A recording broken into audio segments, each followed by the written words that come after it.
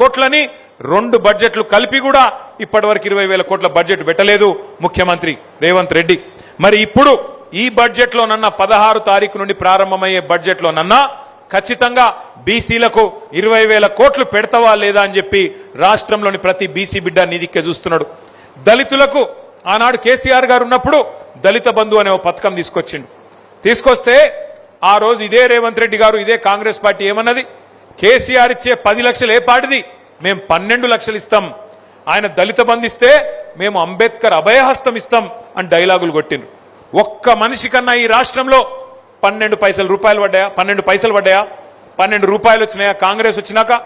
అందుకే ఇవాళ ఈ రాష్ట్రంలోని దళిత గిరిజన బిడ్డలు నువ్వు ఎప్పుడు స్టార్ట్ చేస్తావు అంబేద్కర్ అభయహస్తం, నువ్వు ఎప్పుడు ఇస్తావు 12 లక్షలు అని చెప్పి రాష్ట్రంలోని మొత్తం దళిత బిడ్డలు చూస్తా ఉన్నారు.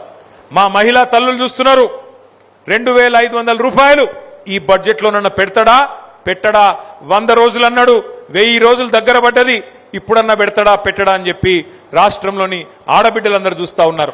4,000 పెన్షన్లు 100 రోజుల్లో ఇస్తా అని చెప్పినావు.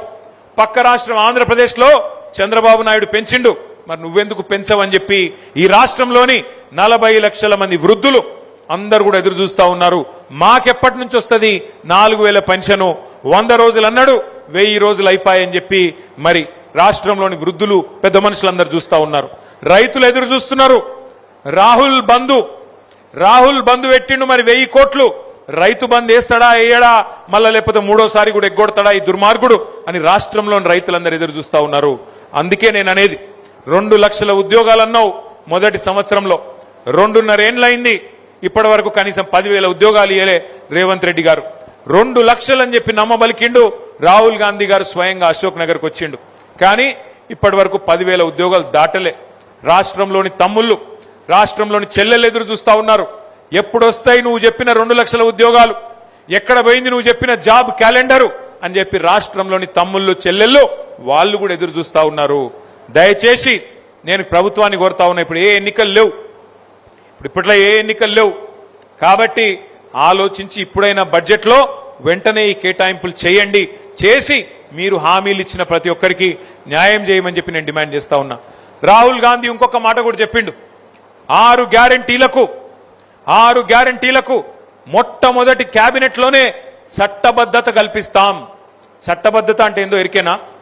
చట్టం చేస్తామన్నాడు. చట్టం చేసుడు అంటే ఏంది? ప్రభుత్వం విధిగా పెట్టాల్సిందే. ఇప్పుడు ఎస్సీలకు SC/ST సబ్ ప్లాన్ అని ఉంటుంది. SC/ST సబ్ ప్లాన్ ప్రకారం ఖచ్చితంగా జనాభా దామాషాలో ఎస్సీలకు ఎస్టీలకు పైసలు ఖర్చు పెట్టాలి. 15%, 16% ఎస్సీలకు, 10% ఎస్టీలకు కంపల్సరీ డబ్బులు బడ్జెట్లో కేటాయించాలి, పెట్టాలి, ప్రతి పైసా ఖర్చు పెట్టాలి.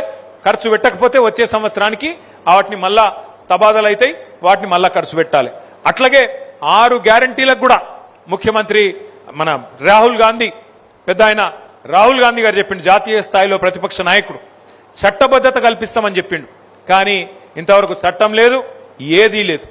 దీనికంటే కూడా ఇంకా ముఖ్యమైన విషయం ఏంటంటే, వారు చట్టబద్ధత తెస్తామని చెప్పినా చేయనందుకు మేమే ఆలోచన చేస్తా ఉన్నాం. ప్రధాన ప్రతిపక్షంగా సీరియస్గా ఆలోచన చేస్తా ఉన్నాం.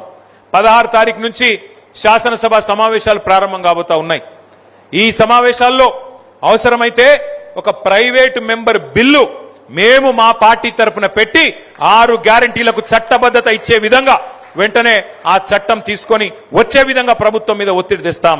ప్రైవేటు మెంబర్ బిల్లు పెట్టి ప్రభుత్వం మెడలు వంచి ఖచ్చితంగా ఆ బిల్లు, ఎందుకంటే వాళ్ళు ఇచ్చిన మాటనే, వాళ్ళ నాయకుడు రాహుల్ గాంధీ చెప్పిన మాటనే కాబట్టి కాంగ్రెస్ వాళ్ళు కూడా ఓటేయాల్సి వస్తుంది. లేకపోతే ప్రజలతోని తన్నులు తినే పరిస్థితి ఉంటుంది కాబట్టి వాళ్ళకు కూడా తప్పదు. ప్రైవేట్ మెంబర్ బిల్లు పెడతాం.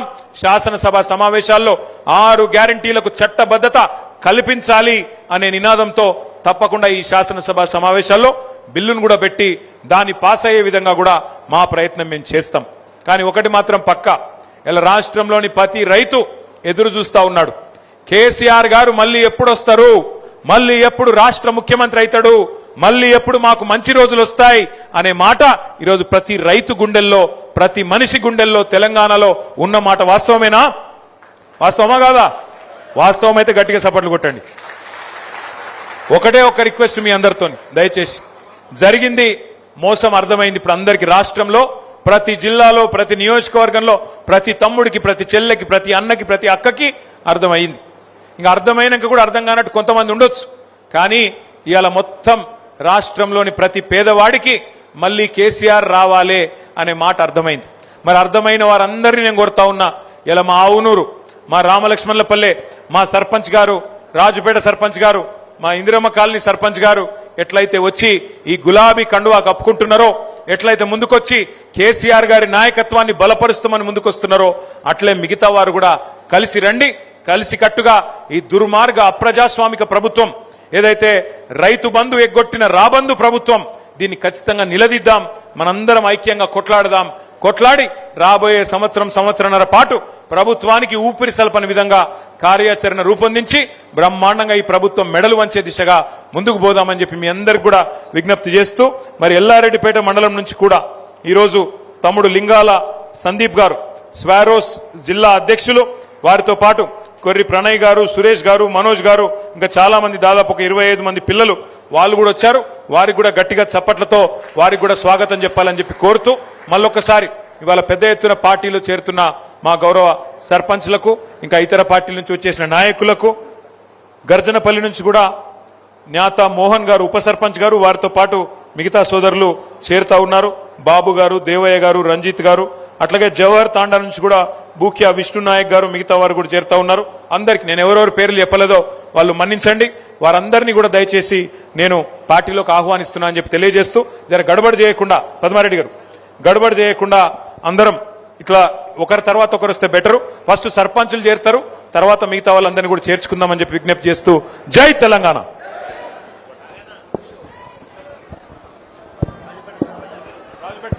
రాజుపేట సర్పంచ్ గారు నరేష్ గారు, నువ్వు నేను ఇస్తుంది.